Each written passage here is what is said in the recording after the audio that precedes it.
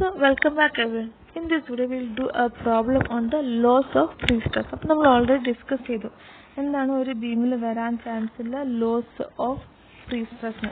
നമുക്ക് അതിൽ ഒരു പ്രോബ്ലം ചെയ്യും എങ്ങനെയാണ് വരുന്നത് നോക്കാം. ഓക്കേ, അപ്പോൾ എല്ലാവരും അതിൽ നിന്ന് questions എഴുതിയെടുക്കുക. So question is, determine the percentage of total loss of a pre-stress in a simply supported pre-tension beam of size 150 into 300 having a wire of 6 mm dia subject to an initial pre-stress of 1000 Newton per mm square at a eccentricity of 50 mm. Take the following data for the calculation of loss. Creep coefficient is equal to 1.6. Loss due to relaxation is 5%. Use M40 concrete. S is equal to 2 into 10 raised to 5 Newton per mm square. So, given data. So, coming to the solution. Okay. So, first, cross-sectional area of the beam. Cross-sectional area of the beam is 150 into 300, that is 4500 mm square. And this is a moment of inertia. Moment of inertia is equal to B d cube divided by 12.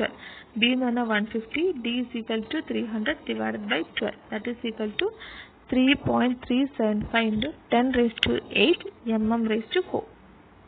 Moment of inertia കണ്ടുപിടിച്ചു. നമ്മൾ modulus of elasticity of concrete കണ്ടുപിടിക്കുക, EC. So EC എന്ന് പറഞ്ഞാൽ that is 5000 root of FCK. IS കോഡിൽ ഉണ്ട് value.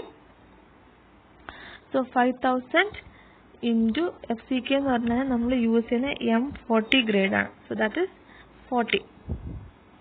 So 5000 into root 40 is equal to 31622.77 Newton per mm square. അതാണ് modulus of elasticity of concrete. Modulus of elasticity of steel 2 into 10 raised to 5 Newton per mm square. ഇതൊക്കെ ഒരു constant value ആണ്. Modular ratio M is equal to ES divided by EC. Okay. So ES എന്ന് പറഞ്ഞാൽ 2 into 10 raised to 5 divided by EC എന്ന് പറഞ്ഞു കഴിഞ്ഞാൽ 31622.77. That is equal to 6.324. അതാണ് modular ratio. Okay, നമ്മൾ ആദ്യം തന്നെ നമുക്ക് വേണ്ട ഫാക്ടേഴ്സ് കണ്ടുപിടിക്കുക. Cross sectional beam, moment of ഇനേഷ്യ, modulus of elasticity of concrete, steel, modular ratio എല്ലാം കണ്ടുപിടിച്ചേക്കുക. ഇനി അടുത്ത് area of steel. Area of steel നമുക്ക് തന്നിട്ടുണ്ട്. അവർ ക്വസ്റ്റ്യനിൽ പറഞ്ഞിട്ടുണ്ട് 8 വയേഴ്സ് ഓഫ് 6 mm ഡയ തന്നിട്ടുണ്ട്. Okay, so 8 numbers of 6 mm dia. So 8 into pi by 4 into 6 square. ഇത് ഇനീഷ്യൽ പ്രീസ്ട്രെസ് എന്ന് പറയുമ്പോൾ that is 1000 Newton per mm square.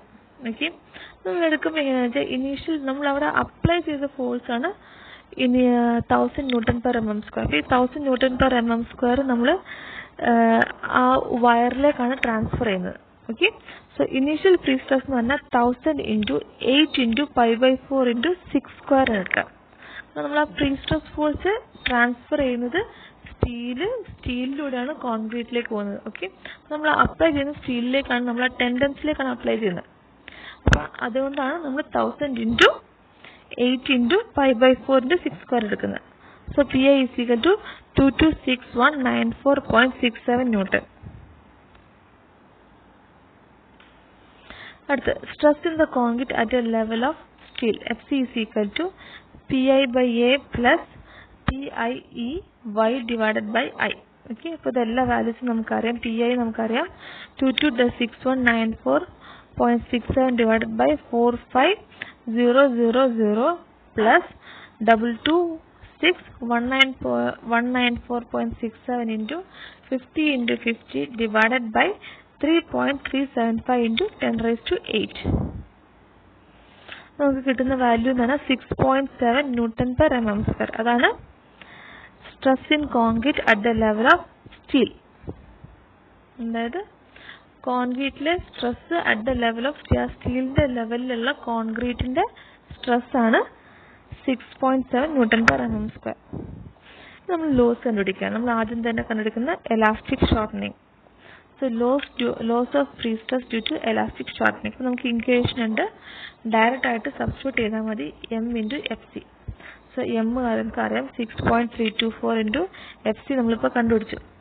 Okay, 6.7, that is 42.37 Newton per mm square. അടുത്ത creep, loss of free stress due to creep. അതിന് നമുക്ക് equation ഉണ്ട്, m into creep coefficient into F C. ഇത് creep coefficient ആണ്, 5 എന്നാണ് creep coefficient ആണ്. So m is equal to 6.324 into 5 is 1.6. നമുക്ക് ക്വസ്റ്റ്യനിൽ തന്നിട്ടുണ്ട്, ഇവിടെ 1.6 തന്നിട്ടുണ്ട് ക്രീപ്പ് കോഎഫിഷ്യന്റ്. ഓക്കെ, പിന്നെ 6.7 എന്ന് പറഞ്ഞു കഴിഞ്ഞാൽ എഫ് സി നമ്മൾ കണ്ടുപിടിച്ചു. So that is equal to 67.8 newton per mm square.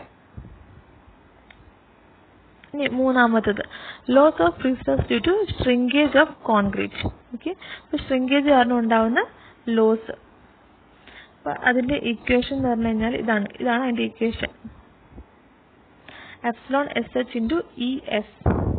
അപ്പോൾ എപ്സിലോൺ എന്ന് പറഞ്ഞാൽ ഫോർ ഫ്രീ ടെൻഷൻ നമുക്ക് കോൺസ്റ്റന്റ് ആയിട്ട് ഒരു വാല്യൂ ഉണ്ട്, ദാറ്റ് ഇസ് 0.0003. ഇ എസ് എന്ന് പറഞ്ഞാൽ modulus of steel into 2 × 10⁵. Substitute ചെയ്ത് കഴിഞ്ഞാൽ you will get 60 newton per mm square. Okay, അത് കഴിഞ്ഞു. അടുത്ത നാലാമത്തത്, loss due to relaxation of steel. അത് റിലാക്സേഷൻ കാരണം സ്റ്റീലിൽ വരുന്ന ലോസ്. അപ്പോൾ നമ്മളതൊരു അസ്യൂം ചെയ്ത് എടുക്കുകയാണ്, നമുക്ക് എത്ര ആണെങ്കിലും എടുക്കാം, ഒരു 8% വരെ നമുക്ക് എത്ര ആണെങ്കിലും എടുക്കാം. നമ്മളിവിടെ ഒരു 5% ആണ് എടുക്കുന്നത്, 5% of initial pre stress.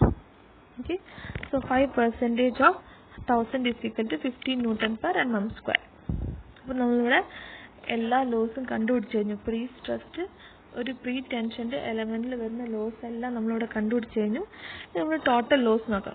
Total loss is equal to 42.37 plus 67.8 plus 60 plus 50. എല്ലാ ലോസും നമ്മൾ കാൽക്കുലേറ്റ് ചെയ്തു. So total is 220.17 Newton per mm square.